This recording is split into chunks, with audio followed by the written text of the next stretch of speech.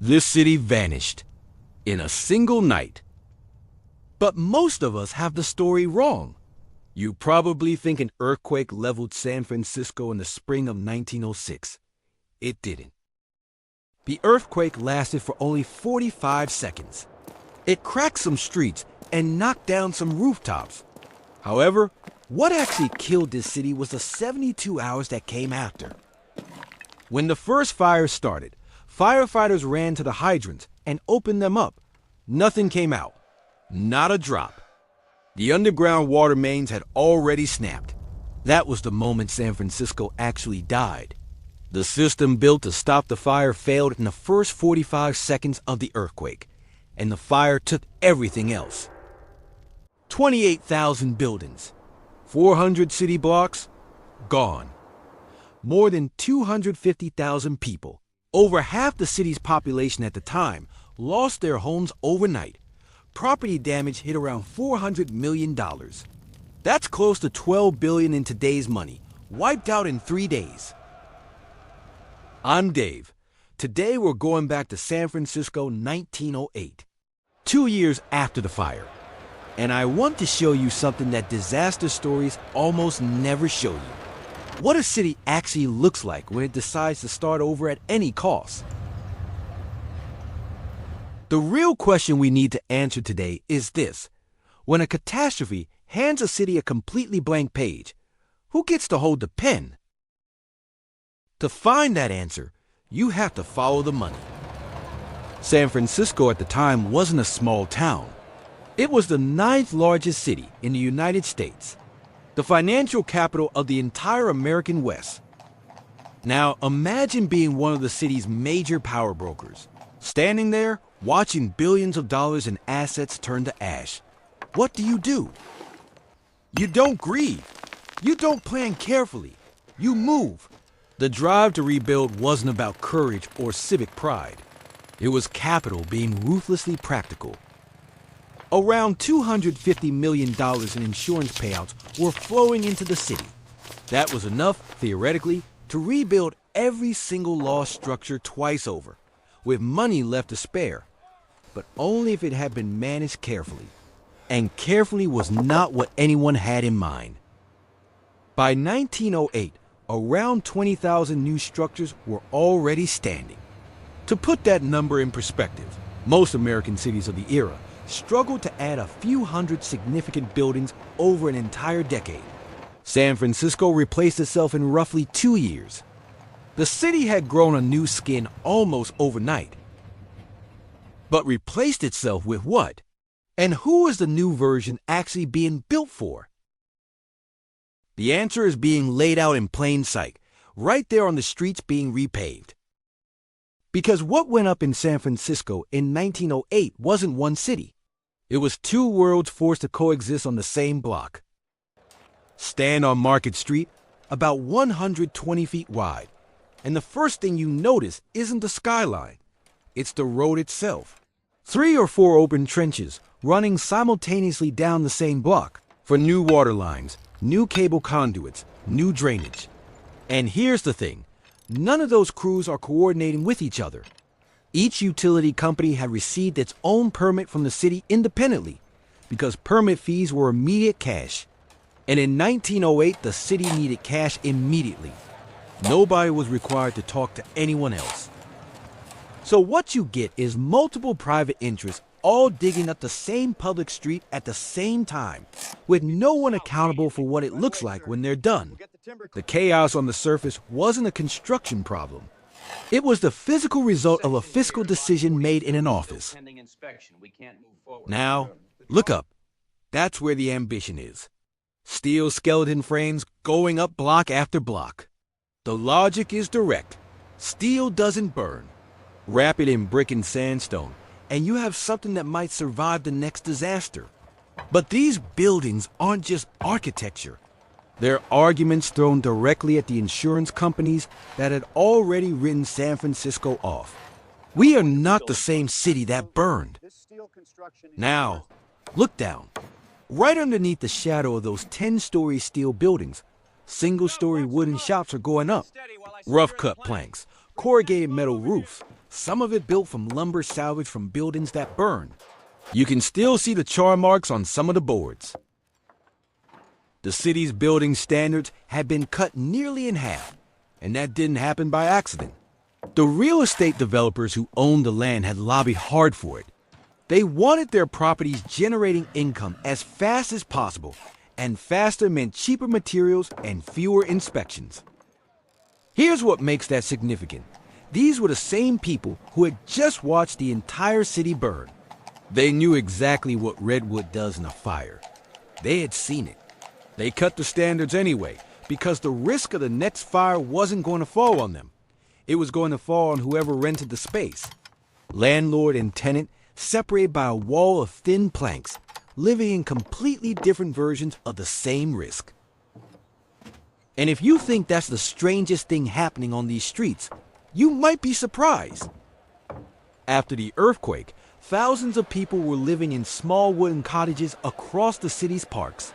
Units anywhere from 140 to 260 square feet. When city officials needed those parks back, they sold the cottages to residents for $50 each. One condition: you move it yourself. It sounds like an unusual logistic solution, but it was a choice. The city had other options. It could have kept those parks as temporary housing while permanent affordable units were built nearby. It chose not to. The $50 wasn't about recovering costs. It was about clearing valuable land on a specific timeline and making sure the clearing was someone else's problem. The park sat adjacent to some of the most sought-after real estate in the city. They needed to be emptied so the surrounding neighborhoods could develop at full market speed.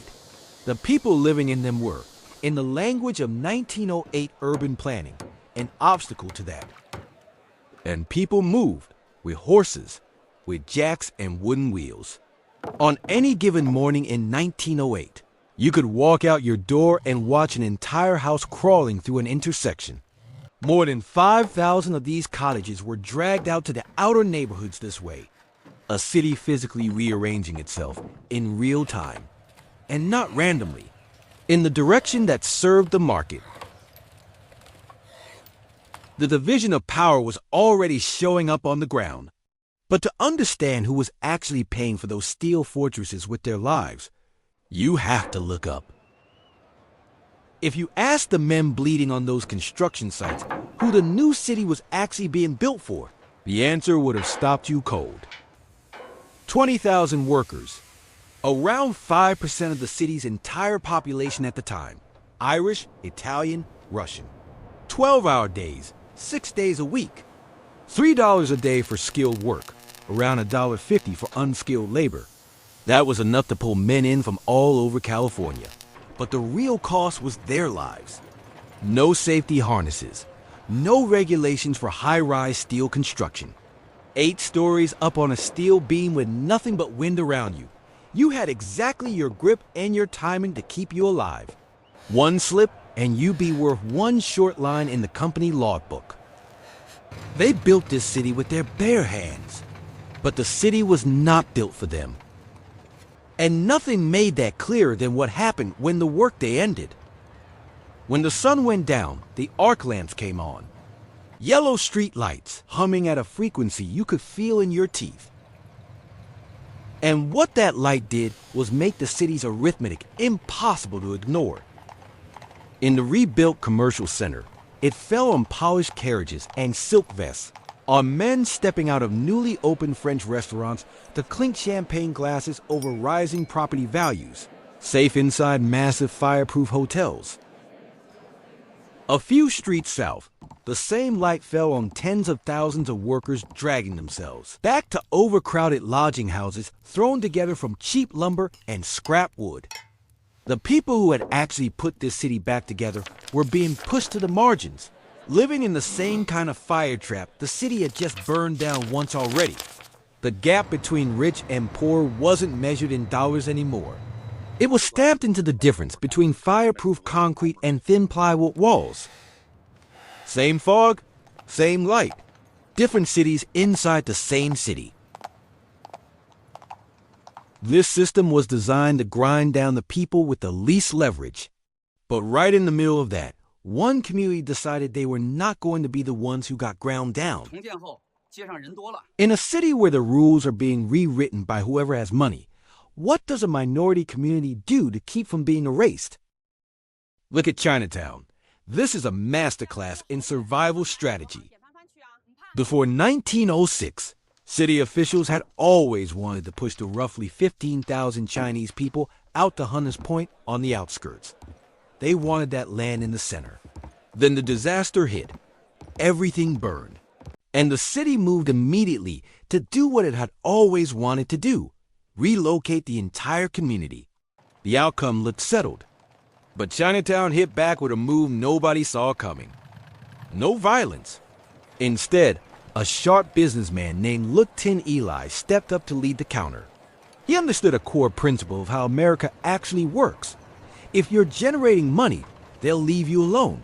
So instead of rebuilding the plain brick storefronts that had stood there before the fire, Look Tin Eli hired white American architects and told them to design a fictional China. Curved ceramic rooflines, dragon heads and raised plasterwork, brightly painted balconies hung with red lanterns. Was it authentic? No. This wasn't traditional Chinese architecture. It was exactly what Western tourists imagined a mysterious Orient to look like. That wasn't accidental. It was a design decision, cold and deliberate. The goal was to turn Chinatown into a money machine, a tourist attraction strange enough to pull in visitors by the million, all of them willing to spend. And it worked. When the neighborhood was generating serious revenue and controlling a significant piece of the Trans-Pacific trade network, city officials suddenly found it economically illogical to remove them. Look, Tin Eli and his community had taken a human rights problem and reframed it as a financial calculation. A fabricated design built to hold their ground eventually became the defining visual identity of Chinatowns across the entire United States. The Chinese community refused to be erased, and they decided their own fate inside a city that had turned its back on them. Chinatown's victory was a proud exception carved out by people with no structural power. But pull back and look at the whole picture, and the answer to our central question doesn't change. The biggest rules were still written by whoever was able to move first. That's what Reconstruction actually is. Not speed, not engineering. It's a city choosing to continue its inequalities at exactly the moment it had the clearest chance to start clean. When the old rules burned, whoever acted first got to write the new ones. The financial elite and the banks were signing contracts to carve up the city before the ash had cooled, while the people who would physically build it were still looking for somewhere to sleep. That wasn't an accident. That was a decision. One that shaped San Francisco for the next 100 years. By 1915, the world stood amazed at a $50 million international exposition. People believed the disaster was finally behind them. But did those blinding searchlights truly wash away the ashes, or did they merely cast longer shadows over the city's future? That is the story for another journey. Until next time.